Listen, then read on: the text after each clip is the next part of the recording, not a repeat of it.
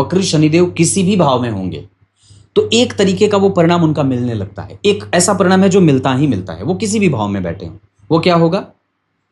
उस व्यक्ति के अंदर ढीठाई आ जाती है, वो ढीठ हो जाता है और बार बार हो सकता है कि वही गलती वो बार बार करे, क्योंकि वो अपने अंदर या बाहर या बाह्य स्वरूप में कहें या आंतरिक स्वरूप में कहें, वो किसी भी तरीके का बदलाव पसंद नहीं करता है।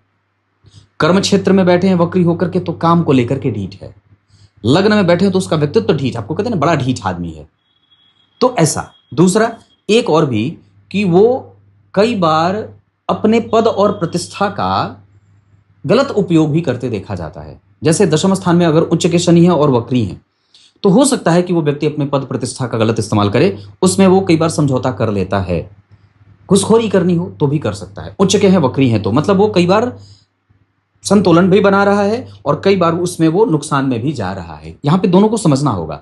और दरअसल व्यक्ति को बहुत ही ज्यादा बैलेंस करने की आवश्यकता होती है अपने परिवार और अपने बाहरी कारोबार को। नहीं तो ये कई बार परिवार के लोगों को शिकायत अक्सर करते या सुनते मिल जाता है कि आप परिवार को समय नहीं देते।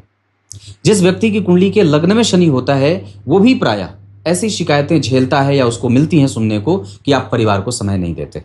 ऐसा होता है और ऐसा कई बार आपको सुनने को मिलेगा।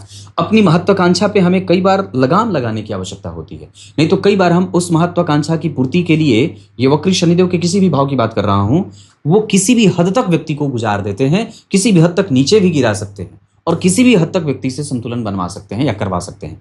घूस लेना हो, काम कराना हो, इलीगली ट्रेसपास कराना हो, कुछ भी करना, ऐसे शनिदेव करवा देते। वस्तुतः ये हलवाहक हैं, ये वृत्य होते हैं और दरअसल ये सूर्य के पुत्र हैं, जो सूर्य के कई बार विपरीत परिणाम भी करते देखे जाते हैं। सूर्य पूरब दिशा में बली होते हैं, दिग्बली पूर्व दिशा के कारक होते हैं, ये पश्चिम दिशा के कारक हैं। सप्तम स्थान में इनको बल मिल जाता है और दशम स्थान में जाकर के ये संशय पैदा करने लगते हैं।